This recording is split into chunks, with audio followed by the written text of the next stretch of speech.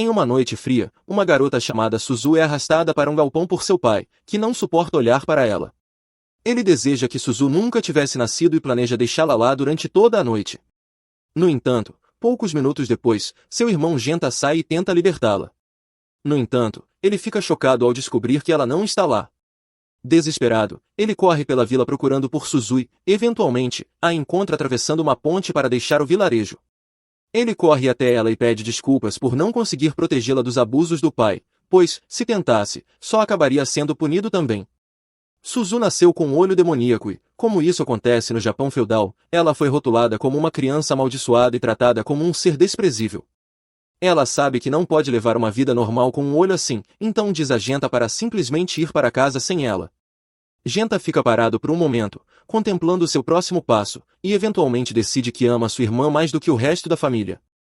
Assim, ele segura sua mão e pede que ela fuja com ele. Juntos, eles abandonam seu antigo lar, mas ainda está chovendo, e o frio começa a ficar intenso. Sem ter para onde ir, Genta leva Suzu até os restos de um antigo edifício, e os dois se abraçam para tentar conservar calor. Suzu já adormeceu, e Genta está prestes a desmaiar também, mas antes que isso aconteça, ele percebe a aproximação de um homem que diz algo sobre acolhê-los. Quando Genta acorda, encontra-se sendo carregado pelo homem, enquanto Suzu caminha ao seu lado. O homem fica aliviado ao ver que Genta finalmente despertou, então o coloca no chão, e eles continuam andando até chegarem à vila do homem. A vila é habitada principalmente por ferreiros especializados na forja de katanas, então todos estão ocupados trabalhando. O homem leva Genta e Suzu até sua casa, e, assim que abre a porta, sua filha corre para saudá-lo. Ela fica feliz em vê-lo, mas também curiosa sobre as duas crianças atrás dele. O homem então diz que Genta e Suzu viverão com eles a partir de agora. Ele pergunta à filha se ela está de acordo com isso, e ela parece encantada com a ideia, pois significa que terá amigos para brincar. Ela se aproxima de Genta para se apresentar como Shiryuki e expressa sua esperança de que os três possam se dar bem dali em diante. Naquela noite, Genta tem dificuldades para dormir, então Motoaru pergunta se algo está errado. Motoaru está limpando sua espada, o que leva Genta a perguntar se ele é um samurai. Motoaru, no entanto, explica que, na verdade, ele é um sentinela, e sua função é proteger pessoas e locais importantes. Mais tarde, Genta e Suzu se juntam a Shiryuki e Shidoshi à beira do rio. No caminho de volta para casa, Genta pergunta sobre Yokis, a mãe de Shiryuki, que os ajudou a permanecer na vila. Shiryuki explica que Yokis é uma Itsukien, uma serva do deus do fogo, e que apenas o chefe da vila e seu marido, Motoaru, o sentinela, podem vê-la. No dia seguinte, Genta começa a treinar com Motoaru, mas, como ainda é um novato na arte da espada, é facilmente derrubado sem que Motoaru sequer se esforce. Motoaru diz a Genta que ele ainda tem um longo caminho a percorrer, mas que, se continuar treinando, certamente se tornará um mestre um dia. Os anos passam, e Genta se torna um novo sentinela da sacerdotisa do santuário, participando de uma reunião entre todos os oficiais da vila e a sacerdotisa. Ela permanece oculta atrás de uma cortina, de modo que ninguém pode vê-la diretamente. Quando a reunião começa, ela elogia Genta por sua excelente habilidade em exterminar demônios. Ele diz que está apenas fazendo seu trabalho ao manter a vila segura e menciona que o demônio mais recente que encontrou tentou usar uma forma humana para se infiltrar. Um dos oficiais começa a ficar nervoso ao ouvir isso, e os outros perguntam se ele tem alguma ideia do motivo pelo qual um demônio tentaria entrar na vila. Um oficial sugere que o demônio pode estar atrás da sacerdotisa, pois há uma lenda que diz que, se um demônio comer o fígado de uma sacerdotisa, ele se tornará imortal. No entanto, também pode estar atrás da espada sagrada Uri, que foi passada de geração em geração pelas sacerdotisas e é extremamente valiosa. Isso tornaria lógico que os demônios a cobiçassem. Outro oficial menciona que a espada Uri foi criada por um dos melhores ferreiros da história e que dizem que possui poderes místicos embutidos. Se os demônios estiverem realmente atrás da lâmina Uri, isso pode significar um grande problema para toda a vila. O chefe, então, ordena que todos permaneçam vigilantes. No entanto, Kamasa diz que não há motivo para preocupação, pois ele e Ginta estão encarregados de proteger a sacerdotisa. No entanto, Kamasa acredita que Ginta não é qualificado para a tarefa. Os dois estão prestes a começar uma discussão, mas o chefe e a sacerdotisa os mandam se calar. Com isso, a reunião chega ao fim e todos saem do santuário, exceto Ginta, pois sua função é proteger a sacerdotisa. Agora que estão sozinhos, a sacerdotisa sai de seu quarto, revelando ser Shiryuki. Ginta pergunta o que ela está fazendo, já que uma sacerdotisa não deveria se expor de forma tão descuidada. No entanto, como ela e Jinta são amigos de longa data, Shiryuki não vê necessidade de formalidades. Ela também conta que Suzu está ali, embora o santuário seja proibido para pessoas comuns, o que significa que ela não deveria estar ali. Suzu, por outro lado, não parece ter crescido nada nos últimos anos. Quando Jinta e Shiryuki a acordam, Suzu fica eufórica ao ver seu irmão mais velho novamente. Jinta tem estado tão ocupado caçando demônios que mal tem tempo para vê-la. Embora ele também esteja feliz em vê-la, ele a repreende por ter vindo até ali, pois o santuário é restrito. Suzu não entende por que não pode visitar Shiryuki, já que Jinta pode vê-la sempre que quiser. No entanto, regras são regras, e Jinta diz a ela para voltar para casa. Depois que Suzu parte, o chefe retorna ao santuário e informa que tem algo importante para discutir com Shiryuki, pedindo a Jinta que lhes dê privacidade.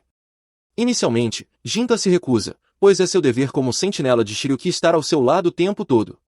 No entanto, Shiryuki diz a ele que pode tirar o dia de folga, então Jinta eventualmente cede e vai para casa.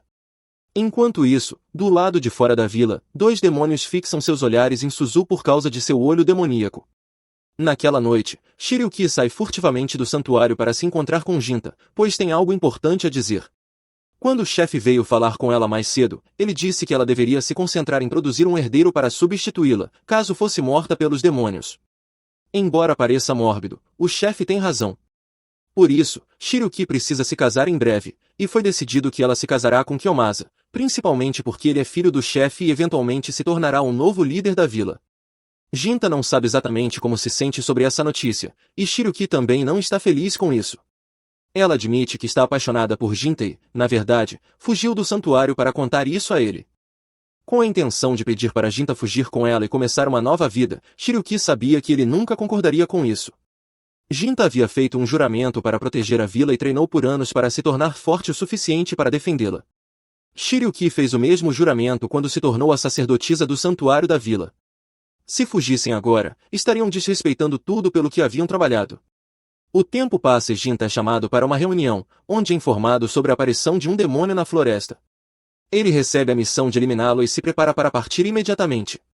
No entanto, antes que possa sair, Iyomasa o impede. Ele sabe que Jinta deve ter ouvido a notícia sobre Shiryuki se casar com ele e não entende por que Jinta age como se não estivesse abalado.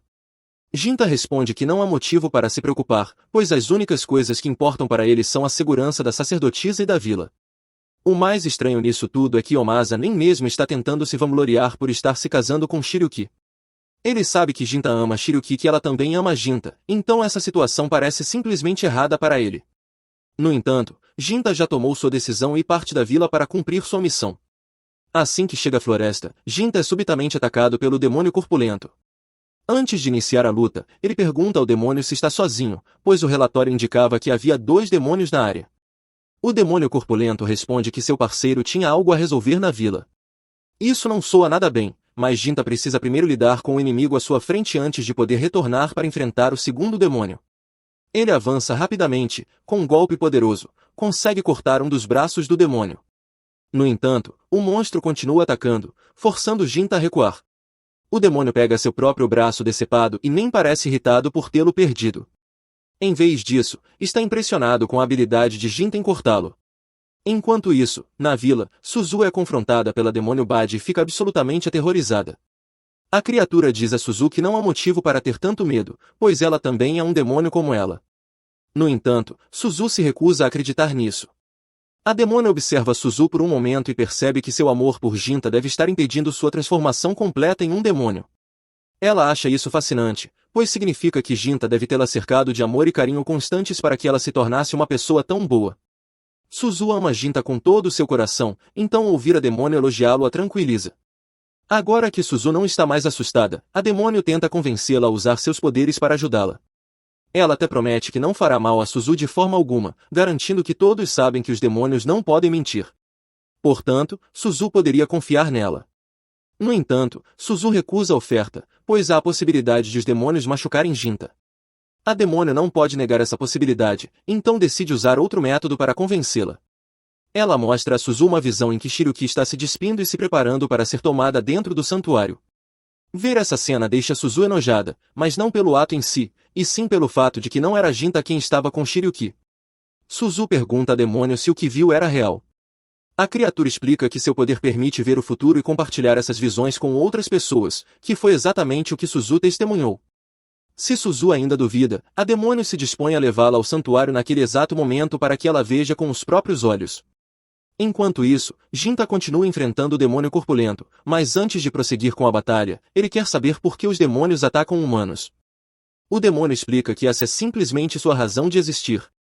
Os demônios não precisam necessariamente matar humanos, mas cada um tem um propósito específico que deve cumprir, e, no momento, o propósito do demônio corpulento é atrasar Genta.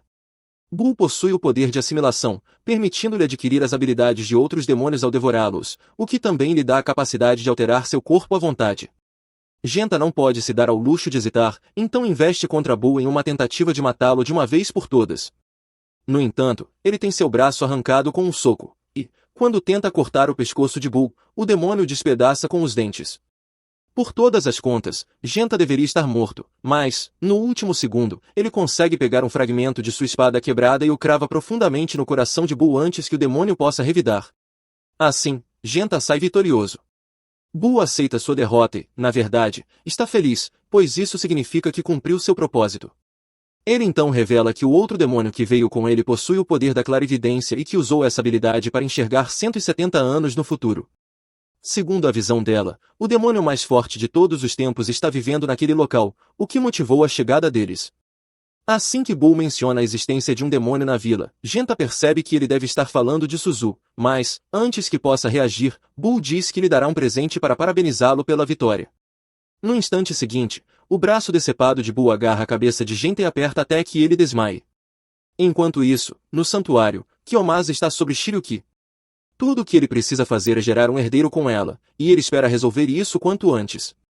Como Genta está longe em uma missão, esse é o momento perfeito, pois, do contrário, Jakan teria que ficar do lado de fora ouvindo Shiryuki sendo tomada à força, algo que já está pesando na consciência de Kiyomasa. No entanto, antes que qualquer coisa aconteça, a garota demônio atravessa as cortinas e expõe a cena para Suzu, que fica absolutamente devastada. Ao mesmo tempo, Genta desperta na floresta e, por alguma razão, seu braço perdido foi restaurado. Mas ele não tem tempo para se preocupar com isso agora, pois Suzu pode estar em perigo, então começa a correr de volta para a vila. Enquanto isso, Suzu ainda tenta processar o que acabou de ver. Já era insuportável para ela ver Genta apaixonado por Shiryuki, mas Suzu estava disposta a aceitar, contanto que Genta pudesse ser feliz. Ela até mesmo se conteve de crescer para não atrapalhar o relacionamento dos dois. No entanto, agora ela descobre que Shiryuki está se casando com outro homem. Isso foi a gota d'água. Suzu perde o controle e enlouquece. Ela fica furiosa com a traição de Shiryuki em relação ao amor de Jakan. E, após algumas palavras sugestivas da garota demônio, Suzu decide matá-la. Seu poder demoníaco desperta de repente, e toda a sala se enche de uma fumaça negra enquanto Suzu assume uma forma adulta. Kiyomasa empunha a espada lendária e tenta atacá-la, mas a garota demônio o derruba antes que ele possa fazer qualquer coisa. Em seguida, ela carrega o corpo de Kiyomasa para fora, pois tem algo que deseja realizar, deixando Shiryuki sozinha com Suzu. Pouco depois, Genta chega ao santuário e vê que Shiryuki ainda está viva. Ela corre para seus braços, mas, um segundo depois, sua cabeça é decepada por Suzu. Genta fica paralisado de choque diante do que acaba de acontecer, e, no instante seguinte, Suzu aparece atrás dele, segurando a cabeça de Shiryuki. Genta pergunta a Suzu por que ela faria algo assim, e Suzu começa a explicar toda a situação sobre Shiryuki estar se casando com outro homem. No entanto, ele já sabia disso e, mesmo que não soubesse, isso não lhe dava o direito de matar Shiryuki. Genta percebe que a Suzu que ele conhecia já não existe mais, e com Shiryuki morta, ele não tem mais nada além do ódio. O braço demoníaco começa a se fundir com o resto de seu corpo, transformando Genta, que agora olha para Suzu com puro desprezo. Ela não entende por que ele a encara com tanto ódio, já que tudo o que tentou fazer foi torná-lo feliz. Para ela, isso significa que Genta está prestes a abandoná-la como todos os outros, então decide simplesmente matá-lo. Porém, ao enfiar a lâmina no estômago de Genta, percebe que o golpe causou quase nenhum dano. Em resposta, Genta desfere um soco que atravessa seu corpo. Suzu consegue sobreviver ao golpe, e Genta tenta finalizá-la, mas, no último segundo, a garota demônio salta à frente e se sacrifica para salvar Suzu. Antes de morrer, ela diz a Suzu para fugir enquanto ainda tem chance. Suzu começa a se afastar, mas, antes de partir, diz a Genta que já não lhe resta nada neste mundo. Não importa quantos anos leve, ela vai garantir que destrua tudo. E, no dia final, voltará para matá-lo por tê-lo traído. Já na década de 1850, Genta, agora conhecido como Gina, havia construído uma excelente reputação como caçador de demônios. Um dia, ele é convocado por um homem rico para uma missão especial. O homem apresenta Gina ao seu assistente, Zenji, e diz que ele pode perguntar a Zenji qualquer detalhe extra sobre o trabalho. Em seguida, o homem sai da sala, e Zenji cumprimenta a Gina, perguntando quanto ele já sabe. O homem já havia contado a Gina sobre sua amada filha, Natsu, e como queria que ele a protegesse de um demônio que havia aparecido recentemente. Mas há mais nessa história.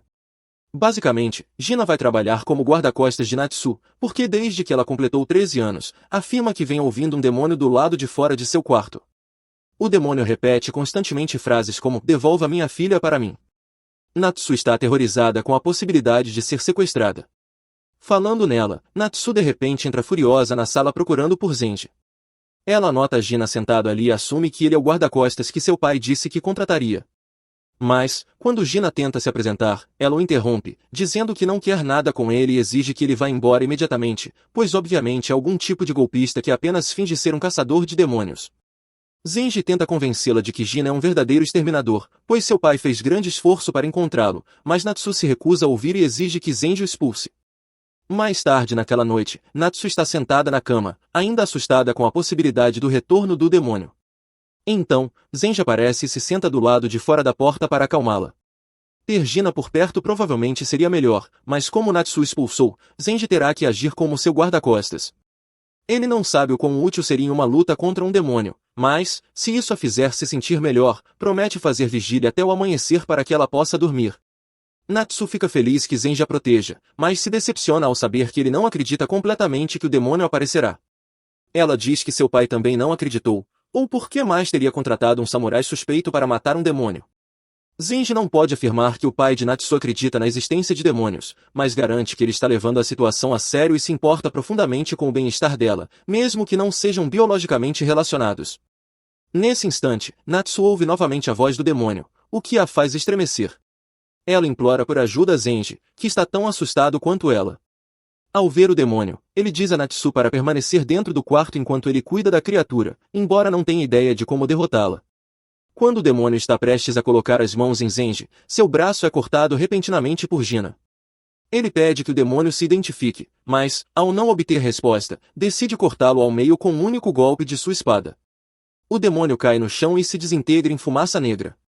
Zenji e Natsu estão a salvo, por hora. Natsu reconhece Gina como o samurai que expulsou mais cedo naquele dia. Ele então se vira para ela e pergunta se ainda acha que ele é um charlatão. Natsu pergunta se o demônio está morto, mas Gina explica que matar um demônio não é tão fácil assim. Com sua experiência, ele sabe que demônios só morrem de verdade quando se transformam em névoa branca, significa que foi realmente morto. Como este virou névoa preta, com certeza ele voltará. Na manhã seguinte, Enji agradece formalmente a Gina por tê-lo salvado na noite anterior e, já que o demônio irá retornar, pede que Gina fique por mais uma noite. Gina concorda em ajudar, mas diz que tem algumas perguntas sobre Natsu. Desde que ouviu o demônio dizer, "devolva minha filha", ficou curioso sobre a história por trás disso. Zenji então explica que os verdadeiros pais de Natsu faziam parte da família estendida do patrão, mas faleceram há algum tempo. Por isso, o patrão adotou Natsu e a criou como sua própria filha. E caso Gina esteja preocupado, Zenji garante que Natsu não é uma criança demônio, pois se fosse, o patrão jamais teria pensado em adotá-la. A esposa do patrão foi morta por demônios, e depois disso, seu filho fugiu e nunca mais foi visto. Ele culpa os demônios pela perda de sua família, por isso os odeia com todas as forças.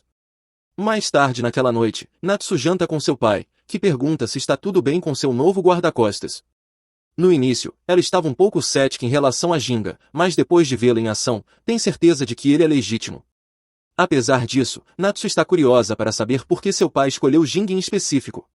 Ele então conta que há rumores sobre demônios rondando a cidade de Ada recentemente, mas ao mesmo tempo, também há rumores sobre um homem capaz de matar qualquer demônio com um único golpe, desde que seja bem pago por isso. O pai de Natsu investigou pessoalmente esses rumores e concluiu que não haveria pessoa melhor para protegê-la. Natsu fica feliz em saber que seu pai realmente a levou a sério quando ela contou sobre o demônio, pois o amor dele é tudo o que importa para ela. Desde que foi adotada, Natsu tem sido muito feliz, mas ao mesmo tempo, constantemente atormentada pelos boatos maldosos que as pessoas espalham sobre ela.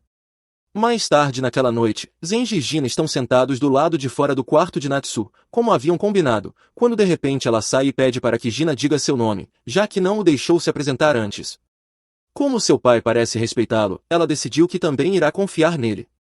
Gina percebe que Natsu tem muito carinho por seu pai adotivo, Ju, o que é natural, já que foi ele quem a acolheu e lhe deu um lar.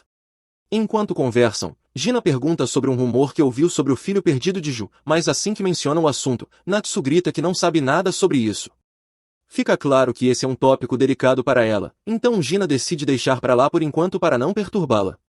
Natsu então pergunta se é possível que um humano e um demônio tenham um filho juntos.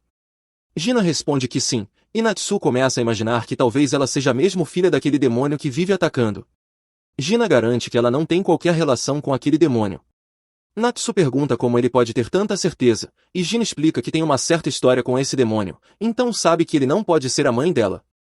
Existem várias maneiras pelas quais um demônio pode nascer nesse mundo, de dois pais demônios, de um humano com um demônio, ou em casos mais raros, um demônio pode surgir do nada.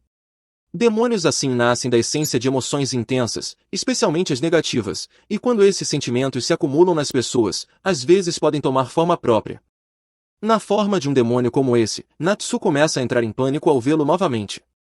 Então, Gina se aproxima casualmente e começa a perguntar seu nome. O demônio não parece inteligente o suficiente para entender o que Gina está dizendo, e investe contra ele. Gina o acerta no rosto e o prende no chão. Zenji pede para Gina se apressar e matar o demônio de uma vez, mas Gina responde que, se o fizer, ele simplesmente voltará. Natsu pergunta por quê, e Gina explica que foi por causa das emoções dela que esse demônio nasceu. O demônio apareceu em resposta à crença de Natsu de que causar confusão faria seu pai prestar atenção nela. Natsu inicialmente se recusa a acreditar, mas tudo o que Gina diz faz sentido. Ela queria algo que fizesse seu pai tratá-la como uma filha de verdade, e de repente, um monstro apareceu para realizar isso. Gina diz que a única forma de esse demônio desaparecer de vez é se ela recuperar o controle sobre seus sentimentos, mas Natsu não sabe como fazer isso. Gina então diz que tudo o que ela precisa é aceitar os próprios sentimentos e pedir sinceramente para que ele derrote o demônio. Natsu pensa por um momento e percebe que tudo o que sempre quis foi ser amada por Ju como sua filha, mas achava que ele não se importava com ela. Por isso, ela acreditou que, se fosse atacada por um demônio, talvez ele passasse a amá-la mais. Agora, essas emoções feias se manifestaram diante dela, ou seja, o demônio é uma representação dela mesma. No entanto, Zenji diz para ela não pensar assim. O demônio pode até ter nascido dos sentimentos dela, mas isso não é o que importa agora. Zenji sabe que Ju ama Natsu mais do que qualquer coisa no mundo, e Natsu ama da mesma forma, mas nenhum dos dois sabe expressar isso direito. Ela vai precisar começar a lidar com os próprios sentimentos de forma mais honesta a partir de agora. Zenji jura que estará ao lado dela para ajudá-la. Isso dá a Natsu confiança para finalmente deixar de lado a dúvida e o auto-ódio que geraram o demônio. Então, ela pede para Gina matá-lo de uma vez por todas. Assim que ouve essas palavras, Gina saca sua espada e corta o demônio ao meio. Dessa vez, o corpo do demônio se desfaz em uma névoa branca, então Gina tem certeza de que ele não voltará mais. No entanto, mais tarde, naquela mesma noite, depois que Natsu volta para a cama, o corpo do demônio começa a se rematerializar.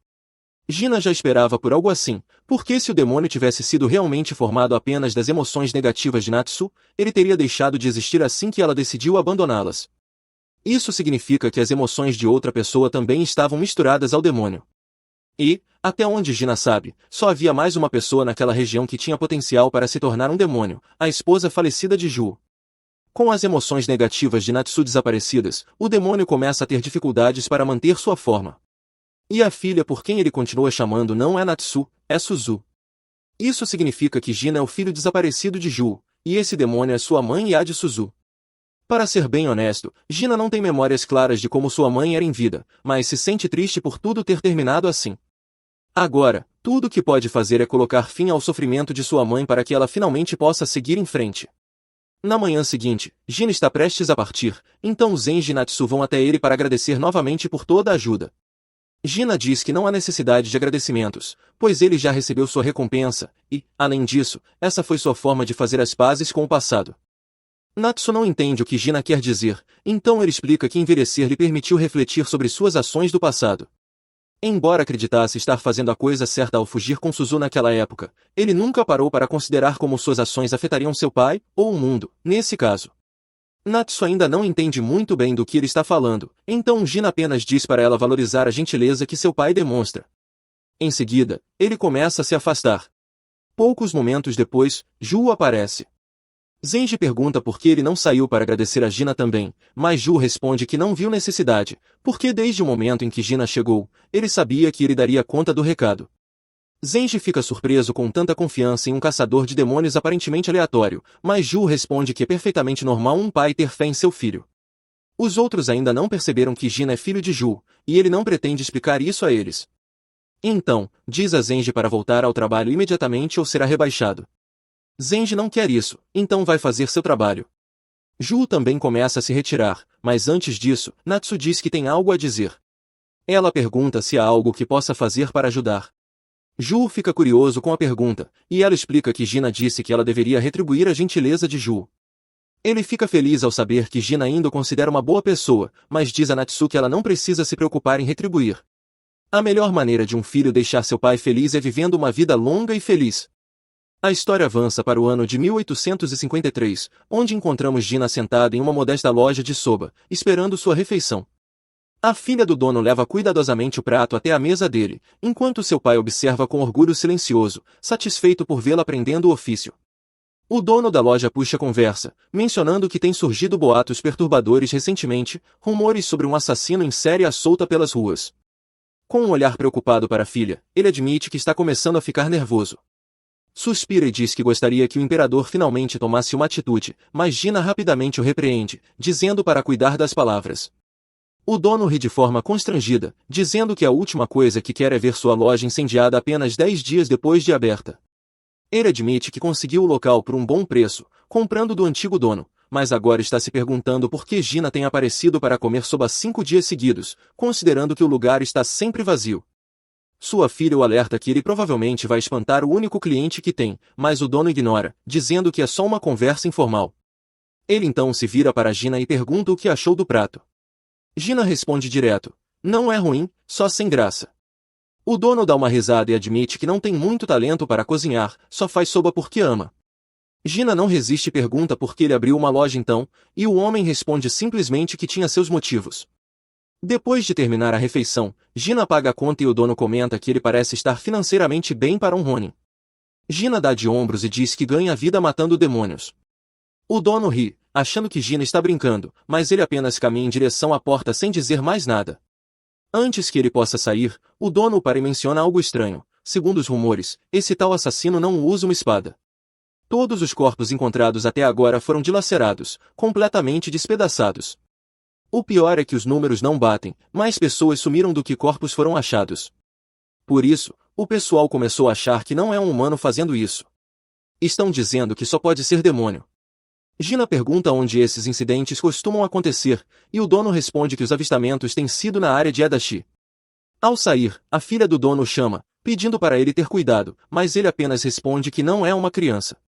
Naquela noite, Gina se posiciona perto de uma ponte, esperando nas sombras que o demônio apareça. Horas se passam e nada de estranho acontece. Quando está prestes a ir embora, um grito de mulher ecoa na noite, e sem hesitar, Gina corre em direção ao som.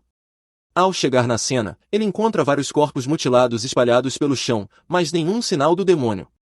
Gina olha ao redor, confuso, porque com certeza ouviu o grito de uma mulher, mas não há nenhuma mulher à vista. Enquanto ele começa a examinar a área com mais atenção, algo invisível ataca, e ele mal consegue desviar a tempo. O demônio invisível ataca novamente, e desta vez Gina consegue bloquear o golpe, mas antes que possa contra-atacar, o demônio desaparece e reaparece atrás dele, acertando um golpe que o fere. Agora irritado, Gina transforma seu braço em sua forma alterada, aliviado por não haver ninguém por perto para testemunhar. O demônio investe novamente, mas desta vez Gina contra-ataca, quebrando a lâmina da criatura no processo. A criatura tenta fugir, mas Gina desfere um corte profundo antes que ela possa escapar e a chama de o assassino. Ao ouvir o nome, o demônio subitamente se torna visível, revelando-se. Gina estreita os olhos e exige um nome, avisando que, se não obtiver uma resposta, o próximo golpe será fatal. O demônio finalmente se apresenta como Mozuki. Gina então se aproxima para acabar com ele, mas Mozuki ergue as mãos e diz que não quer lutar. Gina para, confuso. Se ele não queria lutar, por que atacou? Mozuki explica que achou que Gina fosse o assassino em série.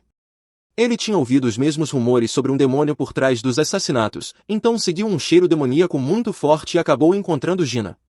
No momento em que Gina o chamou de o assassino, ele percebeu que havia cometido um erro. Ainda desconfiado, Gina pergunta por que um demônio estaria caçando um assassino em primeiro lugar. Mozuki responde que aquele não era o lugar para conversar, pois alguém poderia vê-los ali, e sugere irem para um lugar mais privado. Corte para os dois sentados dentro da casa de Mozuki, onde o demônio agora aparenta ser completamente humano. Mozuki então explica que, à medida que os demônios envelhecem, muitos optam por viver vidas tranquilas, se misturando à sociedade. Eles não mentem exatamente, mas escondem a verdade, algo que Gina já sabia.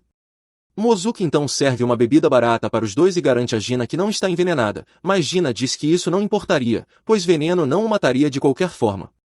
Enquanto bebem, Mozuki conta que é apenas um aldeão comum, sobrevivendo em uma casa humilde num beco sujo. Mas Gina sabe que há mais por trás disso. Mozuki é um demônio, um tipo raro, capaz de apagar completamente sua presença do mundo. Ele explica que sua habilidade se chama invisibilidade, e que ele é um dos chamados demônios superiores, do tipo que vive há mais de um século. Gina se surpreende, pois esperava que alguém tão velho fosse muito mais forte. Mas Mozuki ri e explica que o título de superior se refere às habilidades despertas, não à força bruta.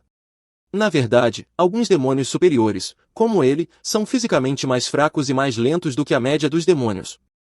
Gina sente que Mozuki realmente não é o assassino, e Mozuki também sabe que Gina não é. Gina decide acreditar nele, mas algo ainda não faz sentido. Se Mozuki achava que ele era o assassino, por que tentou matá-lo sem antes confirmar sua identidade? Mozuki admite que era algo pessoal, e pergunta se Gina já ouviu os rumores sobre os desaparecimentos. Gina responde que sim, e diz que inclusive confirmou isso por conta própria, mais cedo, quando ouviu o grito de uma mulher. Gina ouviu um grito, mas não encontrou nenhum sinal do corpo da mulher.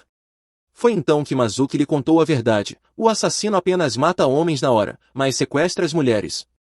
Gina perguntou como ele podia ter tanta certeza, e Mozuki cerrou os punhos antes de dizer que o demônio havia levado sua esposa. O nome dela era Tsu, uma humana de bom coração que o aceitou mesmo sabendo que ele era um demônio. Um mês atrás, ela desapareceu sem deixar vestígios. 10 dias depois, seu corpo apareceu nas margens do rio Kandir. O oficial com quem Mozuki conversou contou que ela havia sido brutalmente violentada antes de morrer. A voz de Mozuki treme enquanto ele fala. Atsu era uma luz em sua vida, doce, sociável e a única pessoa que olhou para ele com amor genuíno. Ela não merecia o que aconteceu com ela. Mozuki admite que nunca se importou muito com os humanos, mas amava Atsu com tudo o que tinha. Agora, tudo o que ele sente é raiva, ódio puro por aquilo que atirou dele de maneira tão vil e imperdoável. Ele jura que vai se vingar e pede a Gina que saia do caminho, para que ele mesmo possa lidar com o assassino. Mas Gina recusa. Então Mozuki pergunta por quê, e Gina responde simplesmente que é seu dever caçar demônios. Mozuki entende e diz que, nesse caso, eles farão isso juntos, mas, quando encontrarem o assassino, ele quer ser o responsável por finalizá-lo. Gina então interrompe e pergunta se é mesmo por vingança que ele está lutando. Mozuki o encara por um instante e pergunta se ele está duvidando dele. Gina responde, não se trata de dúvida, mas independente de quem está por trás disso, seja humano ou demônio, uma vida será tirada. Então você precisa ter certeza de que está pronto para carregar esse peso. Mozuki diz, demônios não mentem. Nem para nós mesmos. E isso inclui o que sentimos. Com isso, Gina concorda em enfrentar aquilo juntos. Na noite seguinte, vemos os dois vasculhando a cidade, reunindo informações sobre o assassino. Eles interrogam todos que conseguem, mas não obtêm nenhuma pista. É frustrante, e eles não estão nem um pouco satisfeitos com a falta de progresso, mas sabem que precisam continuar insistindo. Mais tarde, os dois estão de volta à casa de Mozuki, compartilhando um pouco de sake. Mozuki aproveita o momento para perguntar a Gina algo que vinha martelando em sua mente: por que ele caça seus próprios semelhantes? Gina responde que, em sua maioria, é pelo dinheiro. Há muitos humanos que odeiam demônios e estão dispostos a pagar bem para vê-los exterminados. Mozuki suspeita que há mais do que isso, já que ele não vê Gina como alguém que mata sem motivo. Então ele o pressiona a contar a verdadeira razão. Gina se recosta e diz que também é uma questão de poder, pois ele está em uma missão para deter um demônio específico. Isso surpreende Mozuki, porque Gina havia dito deter, não matar. Gina então revela que nasceu humano, mas depois de ver um demônio assassinar a mulher que ele amava, algo dentro dele se quebrou, e ele se transformou no que é agora. É por isso que matar demônios que ameaçam humanos se tornou algo natural para ele. Mazuki fica chocado, porque mesmo depois de tudo isso, Gina ainda quer poupar aquele que destruiu sua vida. Gina diz que não sabe o que vai fazer até o dia em que finalmente enfrentar aquele demônio. Até lá, ele precisa de força primeiro. Mazuki admite que é muita coisa para processar, mas Gina apenas diz que ele está sendo covarde. Então Gina vira a pergunta: depois que Mozuki conseguir sua vingança, o que ele pretende fazer? Mozuki fica em silêncio por um momento e depois diz que nunca quis nada daquilo. A única razão pela qual tentou viver como um humano era porque odiava a violência e não queria ser caçado pelos humanos. Também nunca quis lutar contra outros demônios, porque tudo o que ele realmente desejava era uma vida tranquila com a mulher que amava. Ele diz que, quando tudo isso acabar, voltará a se esconder. Vai cuidar do túmulo de Atsu, e isso será o fim.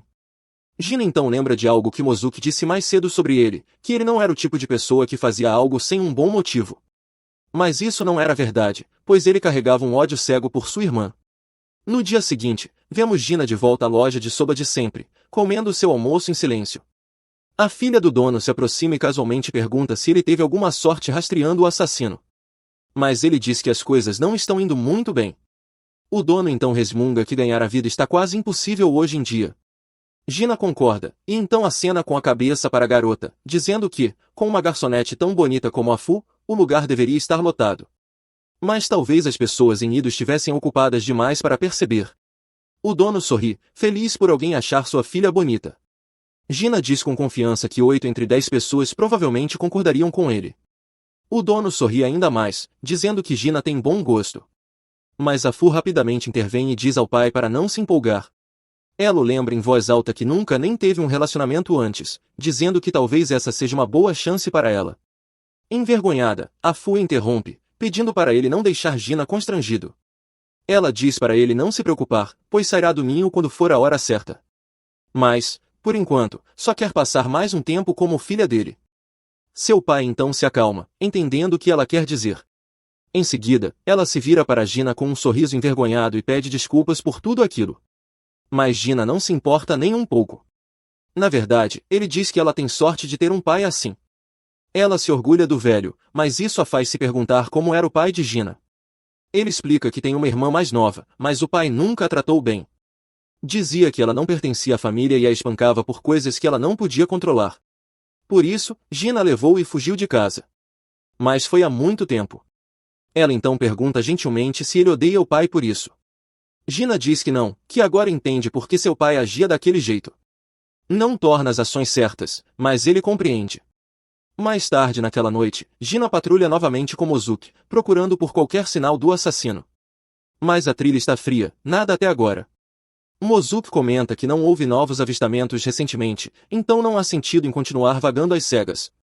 Nesse momento, ele percebe uma figura parada perto de uma árvore, e descobre que é o Fu. Gina diz que ela é filha do dono da loja de soba que ele sempre visita, e Mozuki observa, em voz baixa, que não é seguro ela estar fora tão tarde. Gina concorda e começa a se aproximar. Ela então olha para cima e pergunta o que ele estava fazendo ali sozinho, mas então Gina percebe que Mozuki já ficou invisível novamente. Ele fala baixinho que vai escoltá-la, só por precaução, pois se o assassino ainda estiver à solta, seria péssimo se ela o encontrasse sozinha. Gina então pergunta o que a Fu estava fazendo ali àquela hora. Ela sorri e diz que só estava admirando as flores de cerejeira. Mas Gina aponta que aquelas não são cerejeiras, são salgueiros. Ela ri um pouco e o corrige gentilmente, dizendo que aquelas são chamadas de salgueiros de neve. Tecnicamente, não são salgueiros verdadeiros, e também não são exatamente flores de cerejeira. Elas apenas se assemelham a salgueiros na forma como pendem, mas pertencem à mesma família das cerejeiras.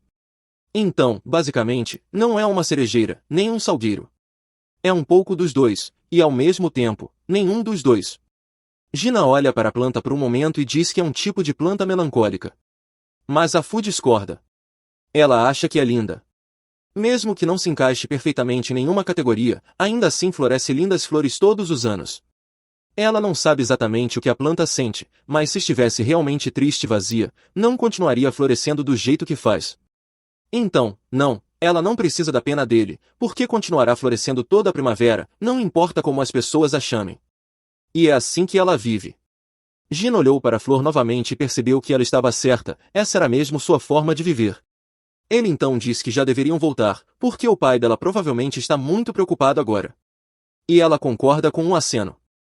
Enquanto caminhavam juntos em direção à casa dela, Ofu comentou casualmente que ele realmente deveria tirar mais tempo para relaxar. Ele se perguntou se parecia tão tenso assim, e ela confirmou que ele definitivamente passava uma aura melancólica. Disse que ele sempre se esforçava demais, e ele admitiu que talvez fosse verdade. Afinal, ele vivia apenas por uma coisa, o propósito que devia cumprir. Ela não fazia ideia de qual era esse propósito, mas disse que ele deveria se permitir descansar de vez em quando. A vida devia ser bem monótona se tudo o que ele fazia era correr atrás de um objetivo o tempo todo. Mesmo assim, para ele, era tudo o que tinha. E disse a ela diretamente que não podia seguir seu conselho, nem mesmo se quisesse. Logo depois, ela notou algumas flores pelo caminho e parou para admirar, apontando que eram flores de surdez do inverno. Explicou que essas flores começavam a brotar no outono e resistiam ao inverno, florescendo apenas na primavera, então o florescimento significava que a primavera havia oficialmente chegado. Ela apontou outro grupo de flores, e quando tentou dizer quais eram, ele respondeu que eram erva dos passarinhos. Comentou que ao ferver os talos dessa planta se obtinha um ótimo remédio para o estômago. Na aldeia onde cresceu, era um remédio tradicional, especialmente usado por uma amiga de infância que amava doces e sempre acabava com dor de barriga. Ofu riu, dizendo que essa garota parecia divertida, e ele admitiu que sempre seguia o ritmo dela. Ao ouvir isso, Ofu começou a pensar que havia mais na história dele do que ele deixava transparecer. Ele gostava de soba. Parava para admirar flores. Guardava lembranças calorosas do passado. Claramente, era mais do que alguém obcecado por um único propósito. Ela então lhe disse gentilmente que estar tão fixado em um único objetivo cegava para o resto do mundo. Pediu que diminuísse o ritmo às vezes, que vivesse um pouco o presente. Se fizesse isso, ela tinha certeza de que ele veria coisas que nunca notou antes. Pouco depois, chegaram à casa dela e perceberam que as luzes ainda estavam acesas. Gina concluiu que o pai dela devia ter ficado acordado esperando. Ela então agradeceu por ele tê-la acompanhado até em casa, e ao se virar para entrar, ele perguntou se ela o ensinaria mais sobre flores algum dia, mas da próxima vez, de preferência enquanto ainda houvesse sol. Ela sorriu e concordou, depois entrou. Nesse momento, Mus desligou sua invisibilidade e comentou que Ofu parecia ser uma boa mulher. Gina quase pulou de susto, completamente chocado ao perceber que Mozuko seguirá o tempo todo. Mozu desviou da pergunta e se afastou, dizendo que ia continuar procurando pelo assassino. E mais uma vez, a noite terminou com Gina acampando na ponte, esperando em silêncio o assassino aparecer. Um bêbado então passou cambaleando por ele, e nesse momento, o assassino surgiu do nada e o atacou. A mulher que estava atrás deles caiu de joelhos em choque, e foi quando Gina finalmente conseguiu ver o assassino direito pela primeira vez. A criatura avançou sobre ele, mas Gina bloqueou o golpe, enquanto a garota, ainda incrédula, começou a entrar em pânico. Gina alertou para ficar parada se quisesse sobreviver. Em seguida, levou a luta para longe dela para mantê-la fora de perigo. Mas o assassino viu uma abertura e tentou dar a volta para atacá-la de novo. Antes que pudesse se aproximar, Mozu apareceu, puxando a garota para um lugar seguro, enquanto Gina aproveitava para contra-atacar. Ao perceber que estava completamente em desvantagem, o assassino decidiu fugir e disparou para o alto, escapando pelo ar. Quando tudo terminou, Gina se desculpou com Mozu por tê-lo deixado escapar, mas Mozu não deu importância, dizendo que a criatura era mais forte do que imaginava. Mesmo assim, ele pretendia rastreá-la para descobrir onde estava escondida. Gina disse para ele ter cuidado e manter distância, e Mozu acenou com a cabeça, garantindo que não tinha planos de morrer tão cedo. Ele então saiu à caça. Assim que ele se foi, a garota que estava com Gina pediu ajuda para se levantar. Ele a ajudou, e ela o olhou, dizendo que aquele jeito ranzinza dele realmente a fazia lembrar de velhos tempos. Perguntou se ele ainda se lembrava dela. Ao olhar com mais atenção, Gina percebeu que era Natu. Ela ficou feliz que ele ainda a reconhecesse e ele comentou o quanto ela havia mudado. Afinal, já se passaram 3 anos, e ela ficou surpresa ao ver que ele não tinha envelhecido nem um pouco. Ele brincou dizendo que era imune ao tempo, e ela riu, achando que ele estava só brincando. Curioso, ele perguntou o que ela estava fazendo por ali tão tarde, e ela explicou que estava voltando para casa depois de entregar um pedido a um cliente habitual. Ele observou novamente o quanto ela parecia diferente. Seu sorriso agora parecia mais natural, e ela disse que isso era prova de que não era mais uma criança. Foi então que Zenji apareceu, tirando sarro dela, dizendo que ela ainda não era bem uma adulta, o que a pegou completamente de surpresa. Ele então avistou Gina e tirou suas conclusões, perguntando se os dois estavam envolvidos em algum tipo de romance. Gina rapidamente negou, dizendo que Natsu havia acabado de ser atacada por um assassino em série. Zenji então notou o corpo por perto e entrou em pânico. Sugeriu que chamassem as autoridades, mas Natsu disse que não adiantaria, pois aquilo tinha sido obra de um demônio. Gina confirmou, dizendo que era o mesmo demônio que vinha perseguindo há algum tempo, e que Natsu acabou se envolvendo por acidente. Sir Zenji então brincou, dizendo que Gina realmente tinha um talento especial para atrair demônios, e Natsu aproveitou para perguntar como ele estava se sustentando. Ele respondeu que ainda trabalhava como um Ronin caçador de demônios, e que, se ela quisesse vê-lo de novo, podia encontrá-lo numa loja de soba em Fukugala chamada Kahai. Até ofereceu um desconto, caso ela fosse. Como o acompanhante dela já estava presente, ele achou melhor partir. Mas antes de ir, ela agradeceu por ter salvado sua vida. Quando Gina se afastava, Enja ainda gritou mais um conselho: se Gina ainda estava à procura de demônios, talvez fosse uma boa ideia investigar o templo Teramashi. Desde que o sumo sacerdote faleceu, os moradores comentavam que estavam ouvindo a voz de uma mulher ecoando do templo. Rumores começaram a se espalhar de que algo sobrenatural poderia estar vivendo ali. Enquanto isso, Mozuka ainda estava perseguindo o demônio pelas ruas, mas acabou o perdendo. Nesse momento, um grito feminino rompe a noite, e ele corre em direção ao som, apenas para ver o demônio carregando alguém. Isso faz lembrar imediatamente de sua esposa, Atsu, e toda a raiva que ele vinha reprimindo explode de vez. Ele persegue o demônio até o templo Teramashi, entra usando sua invisibilidade e o que vê o deixa tremendo de fúria. O demônio estava devorando a mulher que acabará de sequestrar, engolindo-a inteira, com ossos e tudo. Aquilo foi o suficiente. Mozuki não consegue mais se controlar. Ele avança determinado a acabar com a criatura, convencido de que é o mesmo monstro que matou Atsu. Mas o demônio sente sua presença e o ataca com as garras, rasgando seu abdômen. Em seguida, volta calmamente à refeição, perfurando a cabeça da mulher enquanto Mozuki jaz no chão, sangrando e se perguntando se era assim que iria morrer, patético e vazio, sem nem conseguir sua vingança. Depois que o demônio vai embora, Jinga aparece. Ele encontra Mozuka à beira da morte e se ajoelha ao seu lado. Mozuki força um sorriso fraco, brincando que fez uma bela bagunça. Gina pergunta se ele encontrou o demônio, e Mozuki confirma, dizendo que estava ali, comendo mulheres vivas, o mesmo monstro que levou sua esposa. Gina fica chocado, especialmente com a parte de comer as vítimas. Mozuki então faz um último pedido, que Gina o vingue. Ele entrega a Gina uma espada forjada em Kadono, dizendo que ela corta qualquer demônio como manteiga. Gina promete que cumprirá o pedido, mas em troca pede o poder de Mozuki. Aliviado, Mozuki se sente grato por ainda poder ajudar Gina uma última vez, mesmo com seu último suspiro. Gina então absorve o poder de Mozuki. Ao fazer isso, tem um vislumbre de sua alma. Vê que Mozuki passou a maior parte da vida fugindo de demônios, sempre olhando por cima do ombro. Mas, ao se estabelecer naquela cidade, ele começou a viver como um humano comum e, pela primeira vez, encontrou paz. Conheceu uma mulher com quem se apaixonou. E quando as coisas ficaram sérias, ele revelou sua verdadeira natureza, que era, na verdade, um demônio. Mas, em vez de fugir, ela olhou nos olhos dele e disse que o amava. Ser humano ou demônio não fazia diferença para ela. Depois de ver isso, Gina termina de absorver seu poder e promete em silêncio cumprir o desejo de Mozuki. Algum tempo depois, o demônio arrasta outra mulher para seu esconderijo e começa a se alimentar. Enquanto devora, relembra o dia em que se tornou autoconsciente.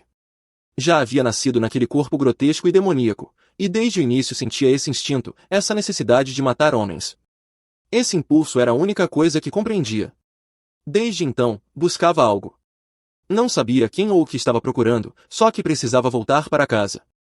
Mas nem mesmo sabia onde ficava esse lar. A única certeza era que não podia retornar em seu estado atual. Por isso, continuava sequestrando mulheres. Acreditava que elas carregavam algo que seu corpo não possuía. Por isso as devorava, na esperança de consumir o que faltava e finalmente encontrar o caminho de volta. No presente, o demônio continua seu frenesi alimentar, até que Gina aparece. Ele se surpreende que a criatura tenha voltado ao local depois de seu esconderijo ter sido exposto. Sem hesitação, ele ataca usando invisibilidade, cortando uma das mãos do demônio com um golpe limpo. A criatura contra-ataca, mas Gina desvia de todos os golpes, mantendo-se fora de alcance. O demônio tenta avançar pelo templo, indo para a ofensiva, e Gina admite que o poder dele é um incômodo de lidar. Mas dessa vez ele está armado com o poder de Mozuki. Desvia de todos os ataques, então desativa a invisibilidade e deixa a aura demoníaca em seu braço se manifestar. Diz ao demônio que vai acabar com ele usando o presente que Mozuki confiou. Gina avança, desaparece no último segundo e, em um único movimento limpo, arranca a cabeça do monstro. O demônio ainda está vivo, ofegando de dor, e Gina se aproxima exigindo respostas. Pergunta por que o corpo da esposa de Mozuki foi deixado intacto quando todas as outras mulheres foram completamente devoradas. Se ele era mesmo o assassino que Mozuki caçava, por que não a consumiu por completo? O demônio começa a chorar, dizendo que precisava de um corpo. Não podia voltar para casa sem um. Gina não entende o que aquilo significa, mas se lembra da pergunta que o demônio lhe fez anteriormente, se ele também se alimentava. Ele responde que sim, mas que se alimenta de demônios do mesmo modo que o monstro se alimentava de mulheres. Agora, ele iria consumir seu poder. Ao absorver a força do demônio, ele descobre que sua habilidade se chama Dardo, um impulso temporário de velocidade que permite ao usuário chutar o ar e acelerar instantaneamente. Uma habilidade útil, que ele com certeza saberá aproveitar. Mas, ao consumir o demônio, ele vê dentro de sua alma. Vê Atsu, a esposa de Mozuki, sendo violentada por dois homens que riam antes de jogá-la no rio como se fosse lixo. Enquanto afundava, seus pensamentos finais eram sobre voltar para casa, mas ela se recusava a retornar num corpo que havia sido profanado. Em vez disso, buscou outro recipiente, um que pudesse ajudá-la a voltar para seu marido. Foi quando encontrou um demônio próximo. E, então, Gina finalmente entende, aquele demônio era Atsu. Ela só queria voltar para casa. Mas isso nunca iria acontecer. O demônio desaparece, e Gina deixa o templo em silêncio. Alguns dias depois, na loja de Soba, o dono comenta que Gina não apareceu por lá há um tempo. Ele imagina que seja porque brincou sobre deixá-lo se casar com sua filha. A moça lembra ao pai que ele nunca disse isso de verdade e conta que encontrou Gina recentemente em Asakusa. Eles conversaram um pouco e ele disse que passaria por lá assim que terminasse o trabalho atual. O dono acredita que o trabalho já deve ter acabado, pois a notícia na cidade é que o esfaqueador desapareceu e os assassinatos cessaram. Mas a filha o corrige, dizendo que Gina mencionou ainda ter demônios para caçar. Em outro lugar, os mesmos dois homens que violentaram Atsu estão vagando pelas ruas à noite. Eles conversam sobre encontrar a próxima vítima, rindo do quanto a última gritava pelo marido enquanto era arrastada. Mas então vem Gina. Ele se aproxima sem dizer uma palavra e os corta em um único golpe. Observando os corpos, ele não diz nada. Apenas espera que Mozuki finalmente possa descansar em paz agora que Atsu foi vingada. E então, se afasta. A cena então muda para uma garotinha cantando uma melodia assombrosa, sua voz transmitindo uma atmosfera fantasmagórica, até que ela para no instante em que a música termina. Em seguida, vemos um samurai se aproximando da loja de Soba de Ofu. Logo na entrada, ele percebe alguém o confundindo com seu irmão. Quando tenta se aproximar da pessoa, acaba colidindo acidentalmente com Natsu, que entra em pânico ao perceber que esbarrou em um samurai, pedindo desculpas repetidamente. Ele não leva para o lado pessoal e também se desculpa, admitindo que deveria ter prestado mais atenção. O dono da loja intervém para tranquilizar Natsu, dizendo que não precisa se preocupar, pois aquele homem é Natsugu Miura. Apesar de ser um samurai, ele é bem conhecido ali por ser gentil e de bom coração. Na manhã seguinte, encontramos Natsugu sentado na loja novamente, encarando seu sogro em silêncio, mas o dono percebe que ele parece preocupado. Curioso, o dono pergunta o que o aflige, e Natsugu admite que algo tem lhe incomodado. O dono se oferece para ouvi-lo, e Natsugu confessa que se trata de seu irmão mais velho. O dono se surpreende, já que, até onde sabe, Natsugu é o herdeiro da família Miura, então não deveria haver um irmão mais velho. Mas Natsugu tem certeza de que já teve um irmão mais velho e pergunta a Ofu se ela já ouviu falar dele, revelando que seu nome era Sadanagamira. Ofu diz que não e Natsugu já esperava, pois ninguém parece se lembrar de seu irmão, nem mesmo sua própria família. Ele chegou a duvidar de sua própria sanidade, mas o dono tenta descontrair o ambiente. Ofu então comenta que conhece alguém que talvez possa ajudar, e seu pai acrescenta que esse homem é um cliente frequente, com o hábito de se meter em todo tipo de caso estranho. Natsugu imagina em voz alta se o homem poderia ser algum tipo de adivinho ou xamã, o que faz Ofu e seu pai caírem na risada. Eles explicam que ele não é nada tão sofisticado, apenas um ronin que, por alguma razão, sai por aí resolvendo incidentes bizarros por dinheiro. O dono acrescenta que, embora ele possa parecer intimidador, na verdade é muito gentil e tem algumas manias engraçadas. Ele aparece todos os dias na loja só para devorar o soba. E bem nesse momento, Gina entra na loja. Gina faz seu pedido como de costume, e enquanto come, o dono brinca que ele deve amar muito soba dali para voltar todos os dias. Mas Gina responde com naturalidade que não é nada demais, apenas se apegou ao sabor. Ofu se aproxima para servir mais chá a Gina, e ele percebe que ela melhorou muito como garçonete. Ela fica feliz com o elogio e pergunta que progresso ele tem feito ultimamente.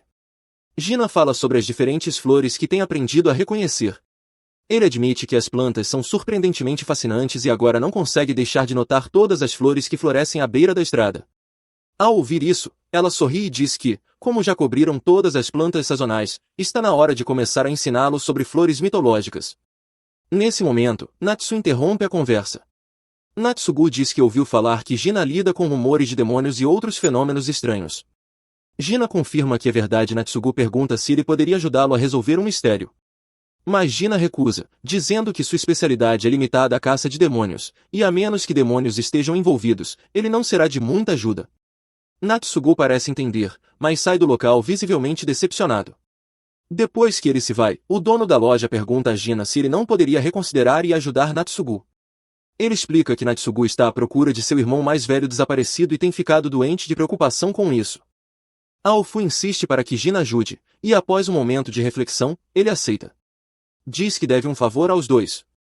Ainda assim, ele pergunta por que se importam tanto, e o dono da loja apenas ri, dizendo que é porque Natsugu é um dos raros clientes regulares deles.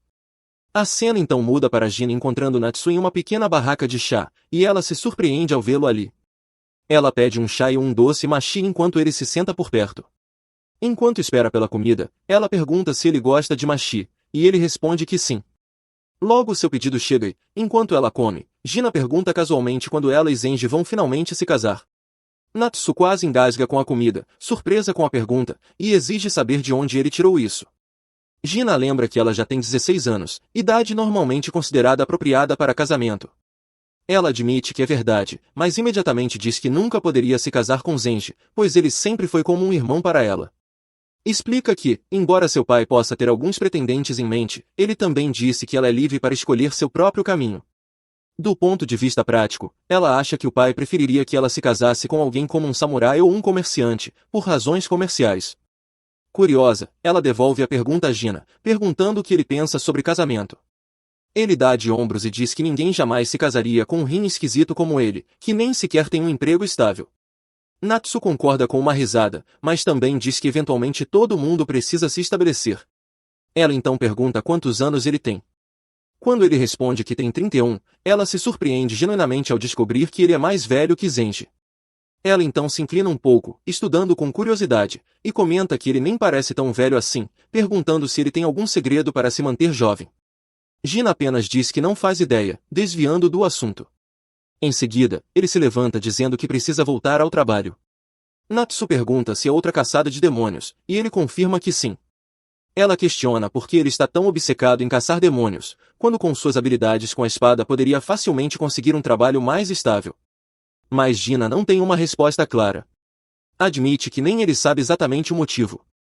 Ainda assim, se tivesse que dar uma razão, diria que é simplesmente o único caminho que sabe seguir. Natsu sorri e diz que ele normalmente parece tão seco e distante que às vezes ela se pergunta se ele se importa com alguma coisa. Mas ao ouvi-lo se abrir, mesmo que só um pouco, percebe que no fundo ele é apenas um cara normal com preocupações como qualquer outra pessoa. Ela ri e diz para ele parar de falar com tanta formalidade com ela de agora em diante.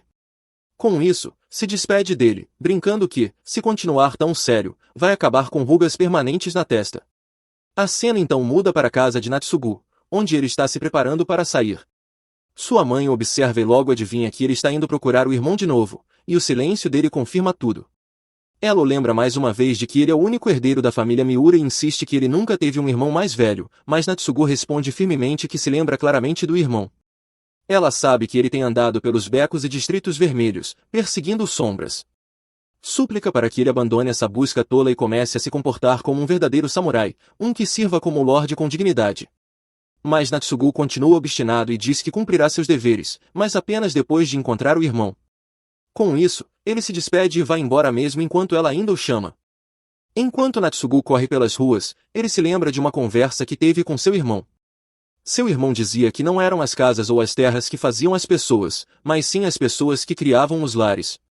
Ele também acreditava na lealdade e na dedicação, mas se recusava a comprometer seus próprios princípios apenas por dever. Natsugu então se pergunta onde seu irmão poderia estar agora. Nesse momento, Jinga aparece ao seu lado, perguntando se ele está saindo para continuar a busca. Natsugu é pego de surpresa, mas fica aliviado ao vê-lo.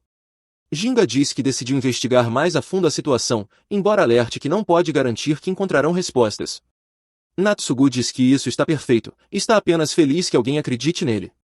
Jinga então vai direto ao ponto e começa a perguntar sobre os eventos que antecederam o desaparecimento do irmão de Natsugu, mas os dois decidem continuar a conversa em um local mais privado antes de entrarem em detalhes. A cena muda para os dois sentados em uma loja de sake, e Natsugu não consegue deixar de notar a katana pendurada ao lado de Jinga. Claramente não é uma lâmina comum, sua fabricação é refinada demais. Curioso, Natsugu comenta como é estranho um Ronin carregar uma arma de tão alta qualidade e se pergunta se Jinga talvez venha de uma linhagem samurai. Jinga balança a cabeça, explicando que não veio. Ele conta que certa vez morou em uma vila montanhosa remota, conhecida por suas fornalhas e por ser lar de ferreiros especializados na fabricação de katanas. Enquanto esteve lá, ele desempenhou um papel que exigiu o uso de uma, e agora ele serve a um propósito semelhante novamente. A lâmina que carrega foi autorizada pelo Shogun, então ele tem permissão oficial para mantê-la ao seu lado. Natsugu arrisca um palpite e pergunta se Jinga é de Kadono. Jinga ergue uma sobrancelha, impressionado com a precisão. Natsugu sorri, explicando que suspeitou disso ao ver o design da bainha. Ele admite ser um entusiasta de katanas e leu que uma das marcas registradas das lâminas de Kadono são suas bainhas, discretas no design, mas elegantes em sua sutileza artesanal. Jinga confirma que essa lâmina em particular foi um dia um artefato sagrado consagrado na vila. Ela acabou em suas mãos por circunstâncias nas quais ele prefere não entrar. Natsugu se inclina, intrigado, e pergunta o nome da espada. Jinga responde que se chama Yara. Natsugu se anima ao ouvir o nome, especulando que pode derivar de uma antiga expressão relacionada a afastar o mal ou purificar espíritos. Ele pergunta a Jinga se conhece alguma história desse tipo. Jinga admite que não, mas lembra que o ancião da vila disse uma vez que a espada permaneceu imaculada por mais de 100 anos. Natsugu fica encantado ao ouvir isso e, quase transbordando de empolgação, pergunta se Jinga estaria disposto a desembainhar a espada para mostrar. Jinga recusa educadamente, e Natsugu rapidamente recua, pedindo desculpas por ter se empolgado demais. Com isso posto de lado, Jinga diz que é hora de ir ao cerne da questão. Natsugu então compartilha sua história, como seu irmão mais velho desapareceu de repente, sem deixar rastros. E não importa o quanto procure, ele nunca encontra nada. O pior é que ninguém parece lembrar que seu irmão existiu, nem mesmo seus próprios pais. Todos insistem que Natsugu é o único herdeiro da família Miura. Algumas poucas pessoas admitem que o nome Sadanaga soa vagamente familiar, mas até mesmo elas acabam afirmando que deve haver algum engano. Natsugu não tem outra escolha senão aceitar que é a única pessoa que ainda se lembra da existência de seu irmão. O dono da loja, ouvindo o assunto pesado, interrompe gentilmente e sugere que, se eles vão discutir algo tão sério, talvez devessem ir para um lugar mais privado. Mas Gina balança a cabeça, dizendo em tom de brincadeira que está tudo bem, pois aquele lugar não recebe muito movimento, e acrescenta que foi porque Ofu e seu pai pareciam genuinamente preocupados com Natsugu que eles decidiram conversar ali. Gina então pergunta quando exatamente o irmão de Natsugu desapareceu, e ele responde que foi perto do final de janeiro. Ele lembra que, pouco antes do desaparecimento, seu irmão mencionou que iria encontrar uma garota. Pouco tempo depois, Natsugu encontrou algumas flores no quarto do irmão. Ele não sabia que tipo eram, mas tinham um cheiro forte e persistente. As flores eram pequenas, com delicados besouros brancos e um centro amarelo brilhante, o que lhe pareceu estranho, já que seu irmão nunca ligou para flores. Como ninguém além dele tinha entrado no quarto, Natsugu presumiu que o próprio irmão as havia deixado ali. Gina considera isso e pergunta se ele ainda tem as flores. Natsugu confirma, dizendo que as preservou, pensando que poderiam servir de evidência se algo surgisse. Ao ouvir isso, Gina pergunta se pode visitar a casa de Natsugu no dia seguinte para dar uma olhada. Natsugu hesita por um momento, mas concorda. A cena então muda para o dia seguinte, com Gina chegando novamente à loja de soba e notando que Natsugu já está lá. Ele faz um pedido de soba, e o dono parece se divertir ao ver que Gina já está chamando Natsugu tão casualmente. Ele provoca Ofu, dizendo que talvez ela precise se esforçar mais, e ela rapidamente diz ao pai para parar de falar bobagens. Ofu comenta que os dois parecem estar se dando bem, e Natsugu responde casualmente que não é nada demais. Gina então pergunta a Ofu quanto ela conhece Natsugu, e ela responde que não são particularmente próximos, mas conversam de vez em quando ele visita a loja. Ela fica curiosa com a pergunta, e ele apenas responde que estava se perguntando. O Fu diz que Natsugu sempre foi respeitoso em suas conversas e parece um homem genuinamente gentil e sincero. Natsu percebe que estão falando do samurai em quem ela esbarrou outro dia, e ela concorda, dizendo que também o achou humilde e educado. O dono entra na conversa dizendo que Natsugu parece simpático e tudo mais, mas que fica excessivamente entusiasmado sempre que o assunto é espadas. Isso faz lembrar de algo, e ele pega algo para mostrar a todos, um kai. Ele explica que a família de Natsugu serve como vassala dos Shobin, então é esperado que possuam ferramentas como essa. Mas Natsugu uma vez deu a ele aquele kai em particular, que é tradicionalmente carregado por samurais. O dono acrescenta que Natsugu é completamente obcecado por espadas. É praticamente a motivação por trás de tudo o que ele faz. Ele até lembra de ter ouvido a mãe de Natsugu repreendê-lo por essa obsessão, e Gina pergunta se ele já teve contato com ela. O dono diz que não, só chegou a vê-la de relance, mas pelo que ouviu, ela é uma mulher bastante temida. O dono então tenta entregar o kai a Gina, que reluta em aceitar no início, já que Natsu deu aquilo como presente. Mas o dono insiste que não tem utilidade para ele.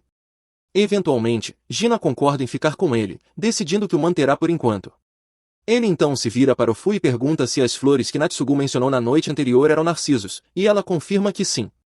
Mas Gina acha isso difícil de acreditar, já que Natsugu as descreveu como pequenas. Ainda assim, ele espera sinceramente que não sejam narcisos. A cena então muda para a mesma garota jovem de antes, que reflete em silêncio que o lugar onde está agora costumava ser seu jardim da alegria, onde passou a infância. Mas agora ela sabe que nunca poderá voltar para lá. A cena então muda para Gina, que chega à casa de Natsui. A mãe dele percebe imediatamente a presença do visitante desconhecido e o observa com atenção, perguntando quem ele é. Gina se apresenta educadamente, e ela responde com simpatia e curiosidade, voltando-se para o filho em busca de explicações. Gina conta que vem de Kadono, uma vila conhecida por seus lendários ferreiros. Natsugu explica que Gina é um samurai com quem ele cruzou recentemente, alguém que compartilha sua paixão por espadas. Ele o convidou para tomar algumas bebidas, e os dois entram juntos. Antes de irem longe, a mãe de Natsugu agradece a Gina, o que o surpreende.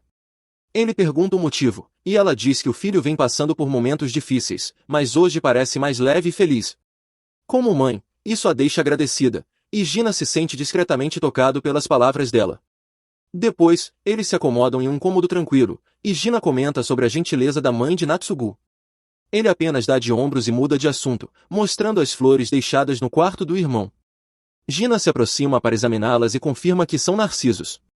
Natsu pergunta se há algo especial neles, e Gina responde que não são raros, mas são menores que o normal. Então ele pergunta a Natsugu se tem certeza de que os viu florescer na primavera.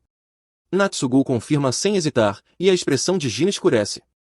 Ele diz que a garota que a Naga conheceu talvez não fosse humana. Sadiva pode ter sido puxada para outra dimensão, e essas flores seriam a prova disso.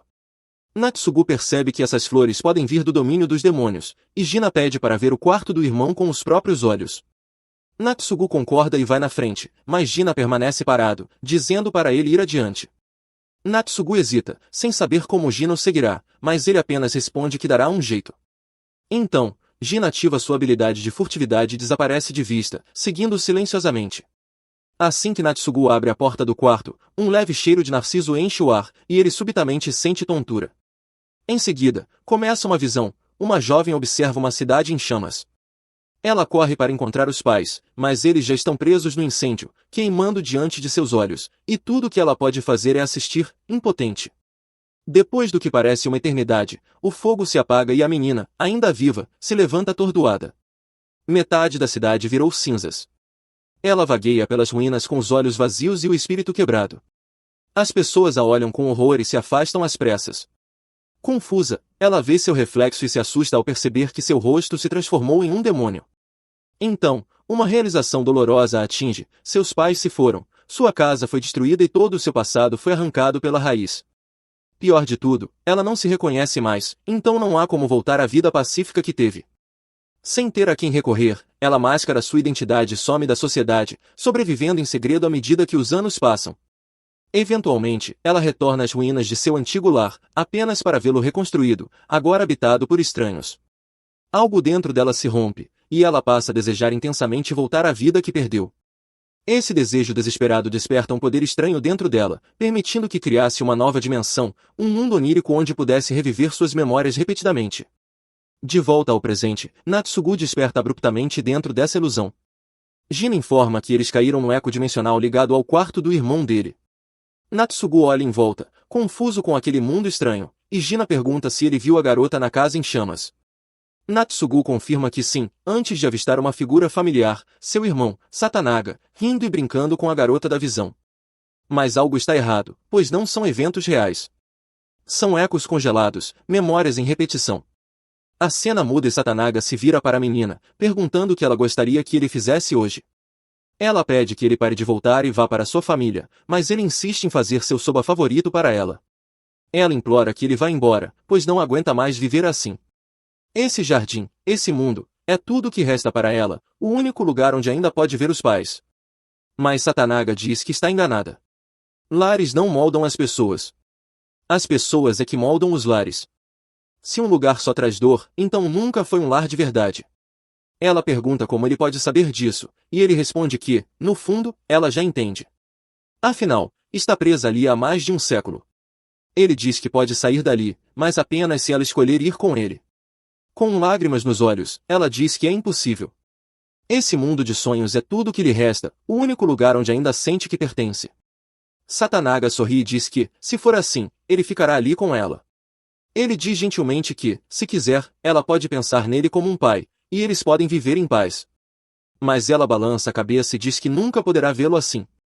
Satanaga apenas sorri e responde que tudo bem, ele esperará até o dia em que ela mudar de ideia. Ele não está brincando. Diz que, se algum dia ela aceitá-lo como família, deve prometer que eles deixarão aquele lugar juntos. Ela acredita que esse dia nunca chegará, e ele conclui que ficará preso com ela para sempre. Um momento depois, Satanaga desaparece, e Natsugu olha em volta desesperado, perguntando à garota onde o irmão foi.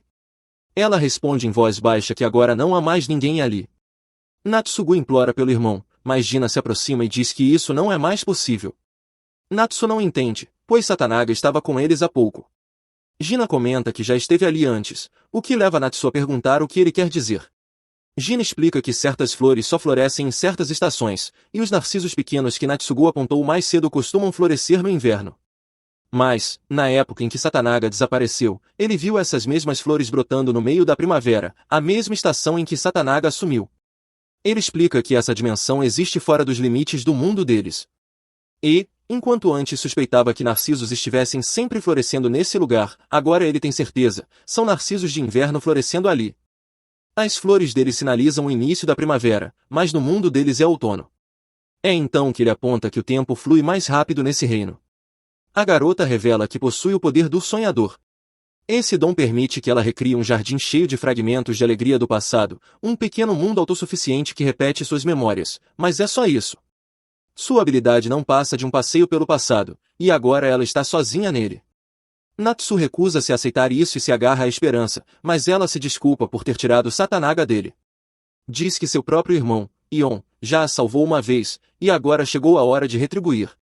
Ela se vira para partir, explicando que, quando for embora, todos retornarão de onde vieram. Gina pergunta para onde ela irá agora, e ela responde que terminou de desperdiçar a vida presa em memórias antigas. Rai deu algo real para ela, um mundo só dela, e agora ela irá finalmente para lá. Já entende que ela está cumprindo a promessa feita a Satanaga. Momentos depois, ele e Natsubu despertam no mundo real. Natsubu ainda não entende por que seu irmão ficou para trás, e Gina não diz nada. Apenas permanece parado, olhando para o horizonte. A cena muda para Natsuga e Gina sentados juntos na loja de soba. Natsuga compartilha que investigou um pouco e descobriu que o grande incêndio de Mureki aconteceu há mais de 2 séculos. Deve ter sido o mesmo incêndio que destruiu tudo que era importante para a garota. De acordo com suas pesquisas, o terreno onde sua casa está agora provavelmente era onde ficava a casa da garota. Isso faz sentido para Gina, que percebe que é por isso que o mundo em miniatura que ela recriou acabou se conectando com a casa dele. Natsugu pede desculpas, achando que não fez muito para ajudar, mas Natsu diz que está tudo bem. Ele está aliviado por saber que tipo de homem seu irmão realmente foi, alguém que se manteve firme em suas crenças, não importando o que acontecesse. Ele não entende completamente por que Satanaga escolheu se afastar da própria família, mas agora sabe que seu irmão permaneceu fiel ao seu coração até o fim. Natsugu se levanta, dizendo que está atrasado. Mas antes de sair, Ofu diz gentilmente que o irmão dele foi um homem maravilhoso. E mesmo que o mundo esqueça seu nome, isso não apaga o fato de que ele arriscou tudo para salvar uma garota que não tinha mais ninguém. Natsugu se emociona ao ouvir isso e vai embora em silêncio. Quando ele se vai, Ofu se vira para Gina e agradece por ajudar Natsugu a ter um encerramento. Mas Gina ainda está inquieto, pois há detalhes que não se encaixam.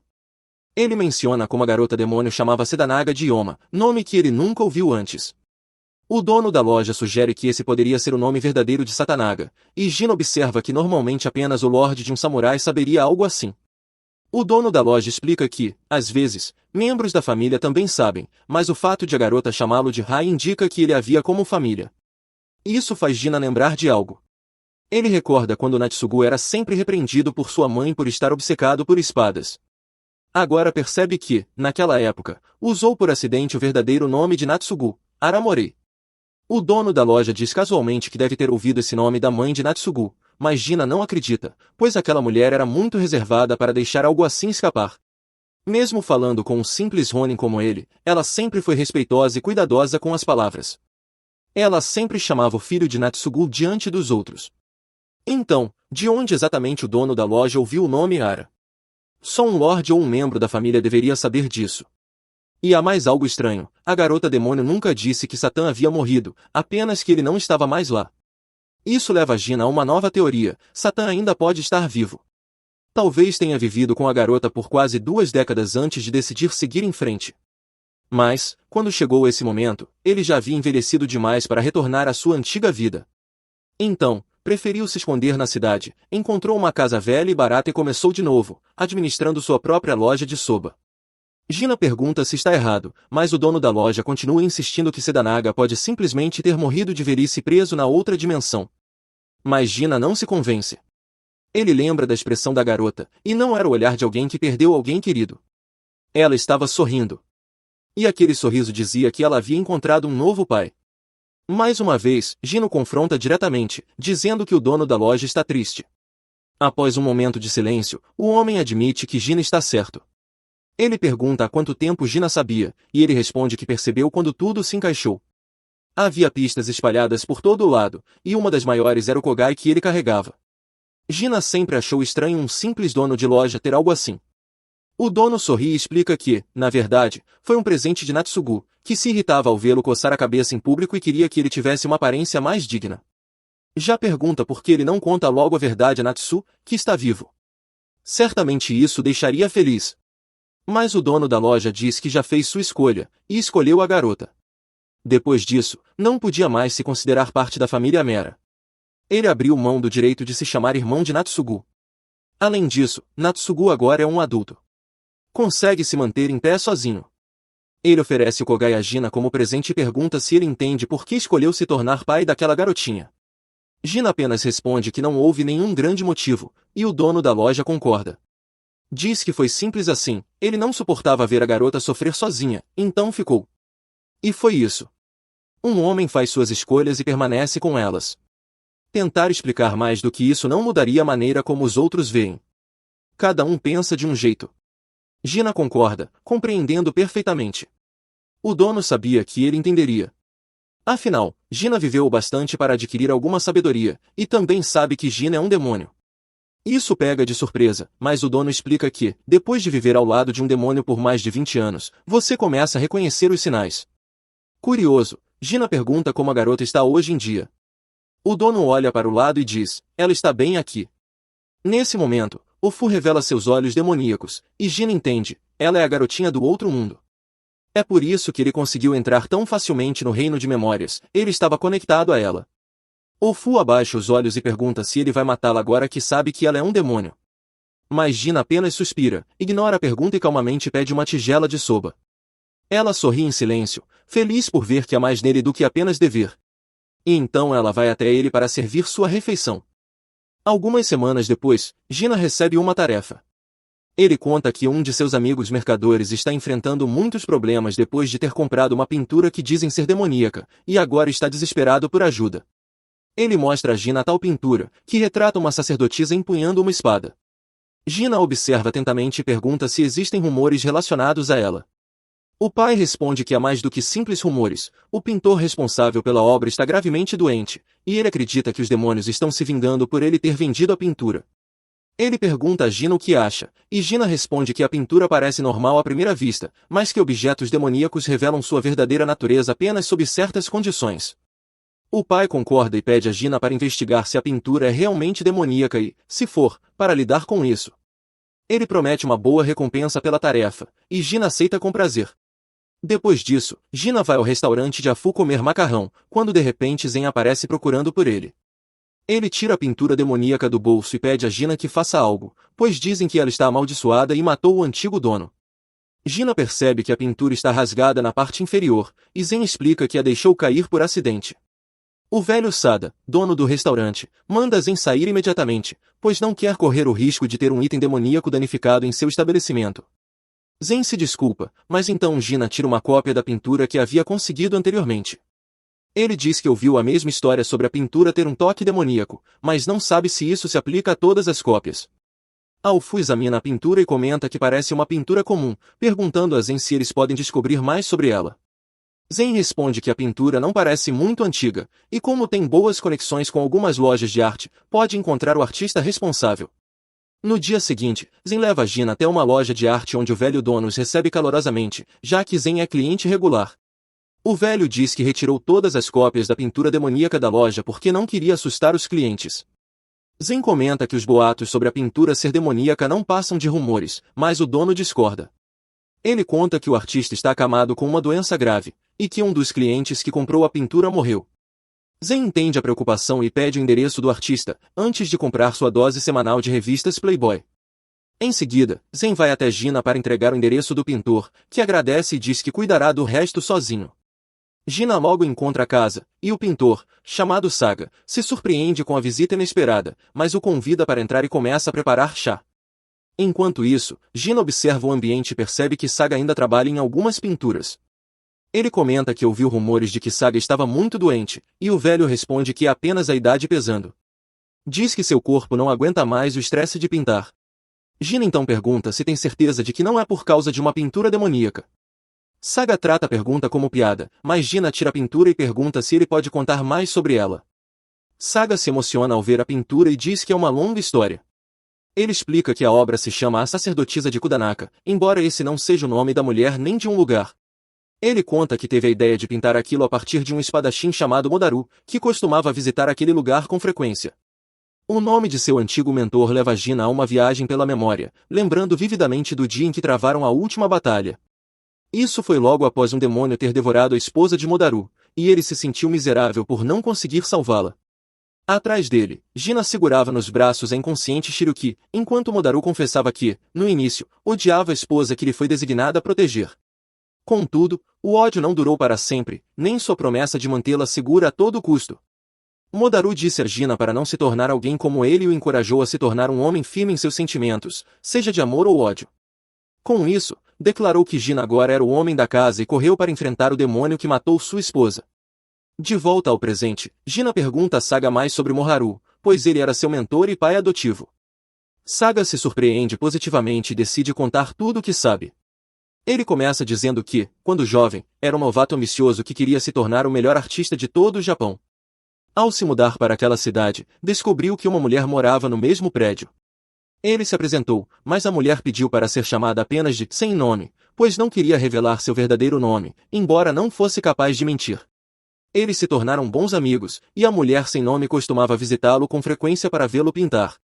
Modu também era um visitante regular do ateliê, pois a sacerdotisa o mandava entregar cartas para ela. Ele sempre reclamava de estar sendo usado como garoto de recados, quando na verdade era o guardião dela.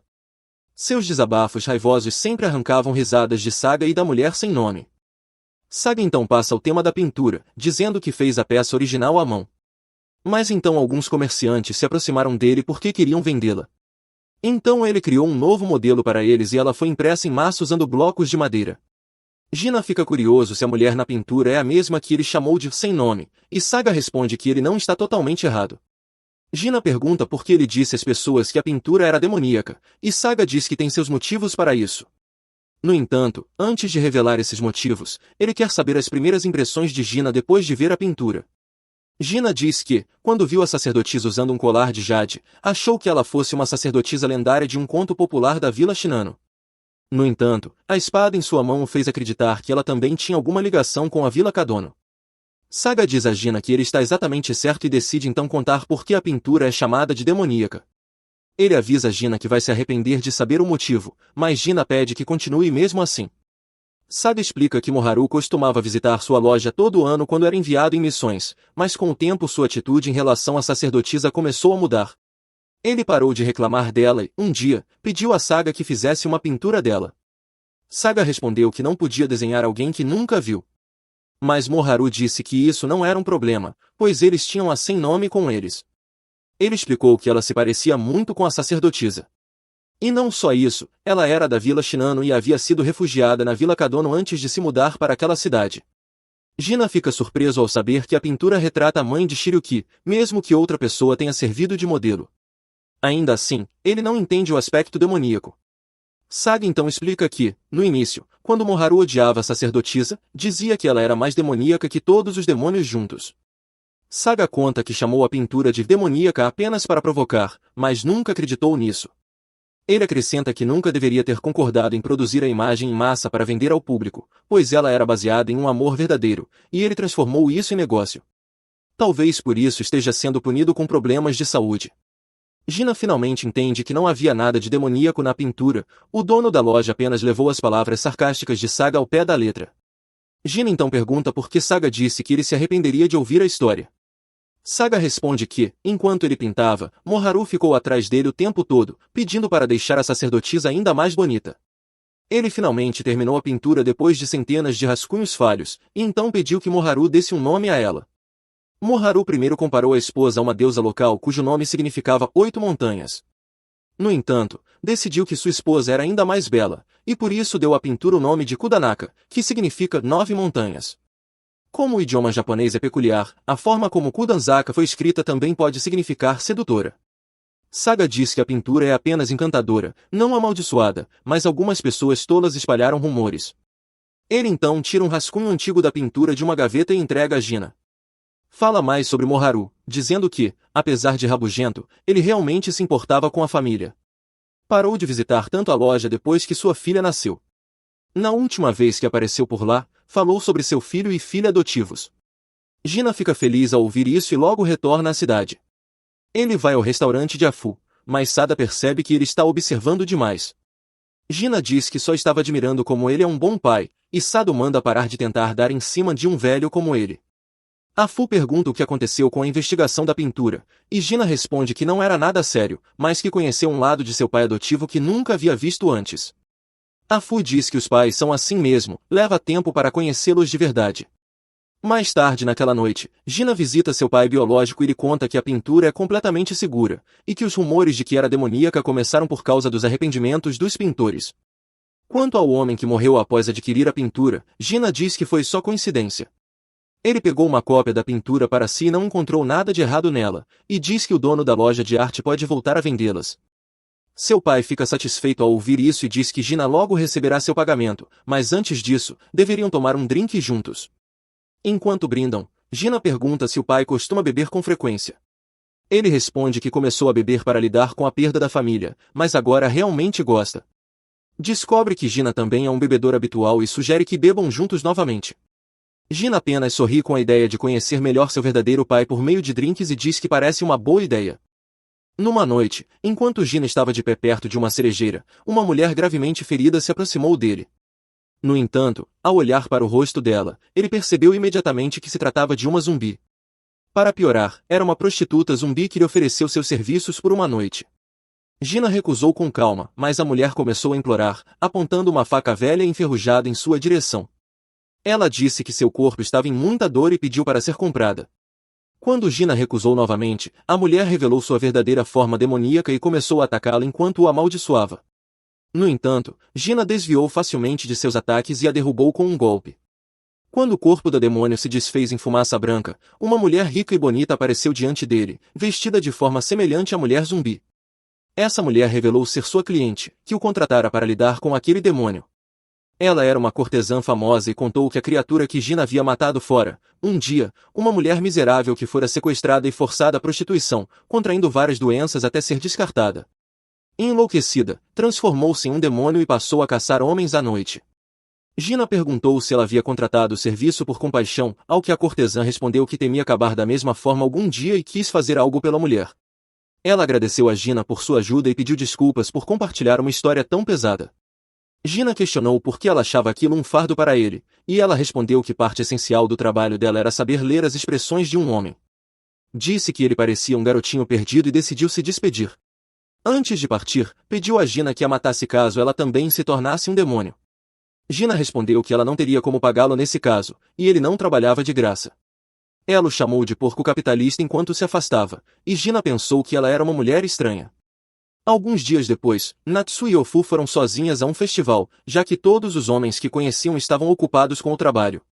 Elas se divertiram bastante até encontrarem uma planta chamada lanterna. Natsu ficou curiosa com o nome, e, apesar de todo o conhecimento de Ofu sobre flores, ela não sabia ao certo a origem. Sugeriu que talvez fosse por causa da cor laranja viva e do formato peculiar. Mas contou também uma história segundo a qual demônios queimavam aquelas flores à noite para continuar trabalhando. Natsu ficou enojada com a história e pediu para Ofu parar de arruinar a beleza das flores. Ofu perguntou se ela odiava demônios, ao que Natsu respondeu, quem não odeia? Contou então que já havia sido atacada por demônios 2 vezes, e que se não fosse por Gina, teria morrido nas 2 ocasiões. Falou sobre a primeira vez que encontrou Gina, 4 anos atrás, e como ele derrotou habilmente um demônio para protegê-la. Ela admitiu que, na época, teve fantasias adolescentes com aquele espadachim bonito e habilidoso, mas logo percebeu que eram parecidos demais para se darem bem. Ela disse que quanto mais conhecia Gina, mais percebia que ele também era uma alma quebrada como ela, e isso lhe trazia certa paz.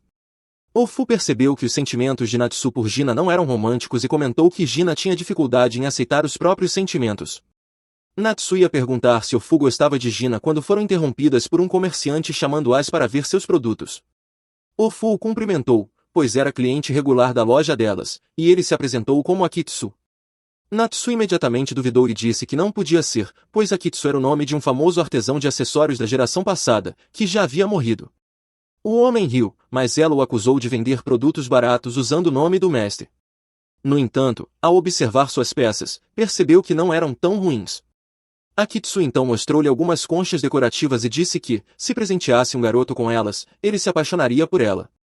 Natsu ficou corada e disse que não havia ninguém assim em sua vida, mas Ofu entrou na conversa dizendo que sua amiga era apenas tímida e que, sim, havia alguém de quem ela gostava. Natsu xingou Ofu por entregá-la e Akitsu decidiu mostrar algo mais especial, um colar em forma de pardal. Disse que combinaria perfeitamente com ela. Natsu analisou o colar e achou bem feito. Então Akitsu contou que na China havia uma superstição de que, quando pardais mergulhavam na água, viravam mariscos. Natsu perguntou o que aquilo tinha a ver com ela, e Akitsu respondeu que, como ela ainda não estava pronta para dar uma concha a alguém, deveria ficar com o pardal por enquanto.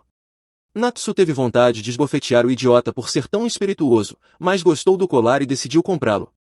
Akitsu disse que custaria 80 moedas, o que ela achou caro para o nível do trabalho dele.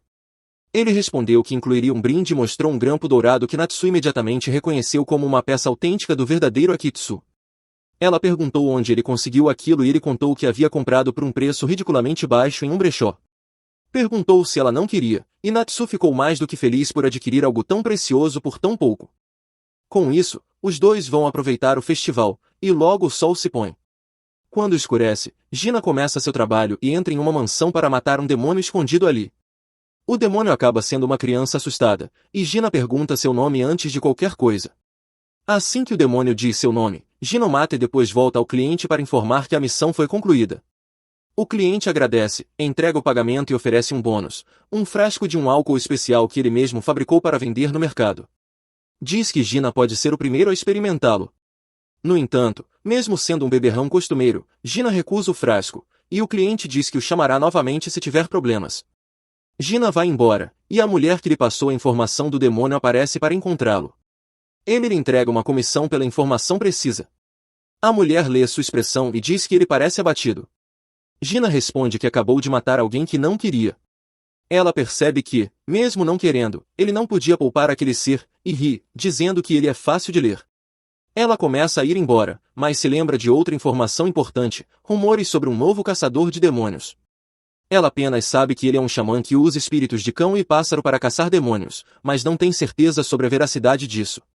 No dia seguinte, Gina vai direto à loja de Ofu, onde ela o espera ansiosamente por causa de um grande problema. Gina nota Natsu sentada numa mesa e, ao vê-lo, ela se aproxima com um sorriso gentil e olhar sonhador. Ela segura sua mão, encosta em seu rosto e o chama de irmão mais velho, dizendo que sentiu sua falta. Ele se sente desconfortável e pergunta a Ofu o que está acontecendo. Ela explica que tudo começou quando Natsu colocou um prendedor de cabelo no dia anterior. Depois disso, Natsu desmaiou e, ao acordar, sua personalidade havia mudado completamente.